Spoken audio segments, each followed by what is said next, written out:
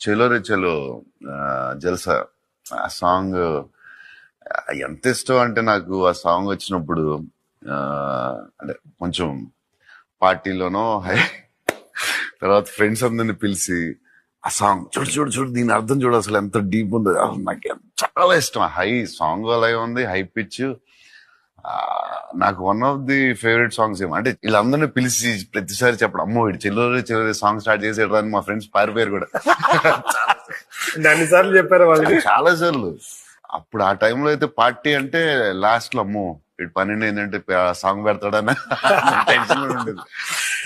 Actual గా party mood లో ఉండేటువంటి ట్యూన్ బీట్ అది.